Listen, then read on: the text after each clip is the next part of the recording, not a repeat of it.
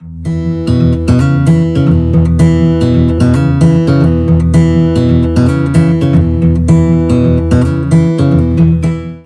House District 60. Mark here, coming to you on Friday, February 27th, about midday.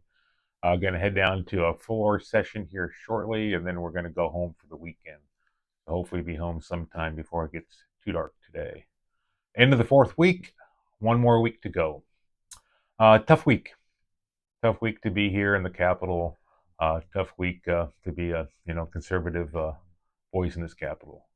We had several bills go through that we're opposed to, and I spoke on the floor about them, and they'll be linked here in this newsletter. So House Bill 4145, which is the Measure 114 bill, it's trying to, in my opinion, codify some of the things in that ballot measure that passed, but it's tied up in the courts. Our circuit court judge, Judge Ratio, made the legal opinion that it was unconstitutional, and that's still being tried out through the court. And we should not be doing legislation until that is finished. The biggest issue I had with House Bill 4145 is it changes the venue. So if you have a constitutional issue, it says you have to go to Marion County to get it tried.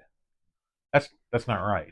We have 27 circuit court judges across the state of Oregon, voted by those people on the county or counties that they serve.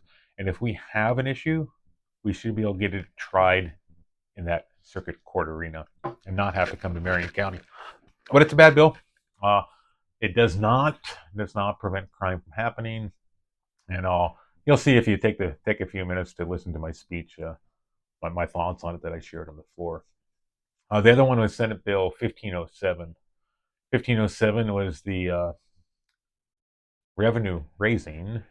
Is it disconnect from the federal tax code? So in HR 1 that was signed into law July 4th, 2025, it extended some of the tax credits that our small businesses and working families need. And again, there's a video linked to this one of my floor speech here. A lot of the small businesses in House District 60 are farms and ranches, or construction. A lot of those have some machinery, equipment that they need to buy. And a lot of times we only buy that machinery equipment during good years, when we have the money to make that purchase. And one of the disconnects that we're doing from the federal tax code does not allow for you to depreciate that whole piece of equipment off the year that you buy it. So that's mainly how I've bought equipment as a farmer, is on the good years we buy equipment, we write it off to lower tax burden, and we don't do the depreciation in years 2 through 5. It doesn't actually change the revenue that comes to the state as far as the total amount of revenue, but it does change how it comes in. To me, that was a slap in the face for our working families, our businesses that rely on the Section 179 federal tax code that we use. It's going to be tough. It's going to be tough for equipment dealers. It's going to be tough for those that have to buy equipment. At least that tax advantage in that single year will be gone. House Bill 1599 was supposed to be up on the House floor. That's the one that moves the, refers the initial petition to vote down the tax vote to May instead of November. We didn't have enough days left to deny quorum to kill that bill without every representative losing their position. Use a ballot measure 113 that passed a couple of years ago. So we try to get strategic and ask some people that are smarter than us. Sometimes they're called attorneys. What would be the best day or the best action on that bill? The Secretary of State had put out in the news articles a month or so ago that the bill would have to be signed by the governor no later than February 25th for the ballots to make it out in a timely fashion. February 25th was Wednesday. So we exceeded that. In fact, we kicked it out till March. Now the Secretary of State is backtracking and saying, "Oh, wait, we could probably still get this done. We could probably even get it done if the bill, passes the last day of session, March 8th." And the reason that is House Bill 1599 changes the dates that the Secretary of State and others have to use for elections. And they say that's legal for us to do because the legislature set those dates so they can change those dates. Completely political move. But the smarter folks than us said Monday would be the best day to move that bill if you can't kill it outright. And we couldn't kill it outright. To allow for some federal intervention and some lawsuits to come about.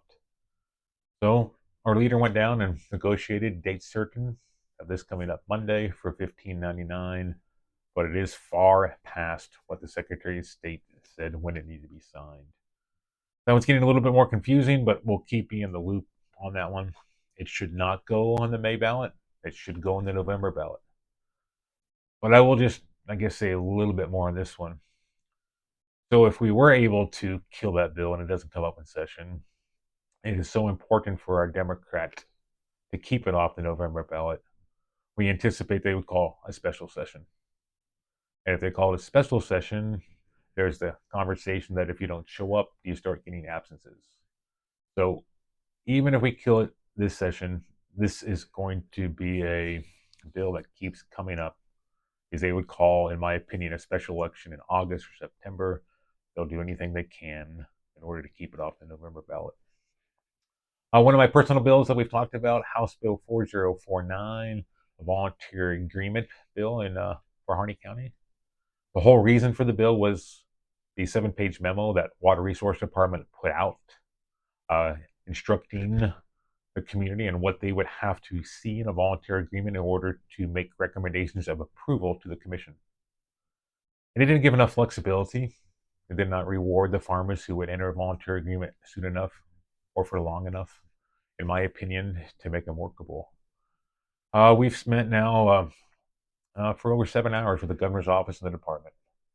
And we are crafting a memo that will come out that I believe will meet the needs of our community, meet the needs of becoming dynamically stable in the basin by 2058, and give our farmers the flexibility to hopefully try a volunteer agreement instead of litigation.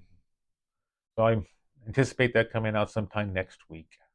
And if that's the case, I won't need House Bill 4, or we won't need House Bill 4049. The other bill, House Bill 4005, predictable state harvest levels, is still sitting down in Ways and Means. It's not going to move because the fiscal implications the Department of Justice just keep putting on it. I have to figure out what we do different in 27 on that bill, because what we're doing right now is not working, even though it's just a good governance bill. The other one that I appreciate those that went in and did the survey on bill limits.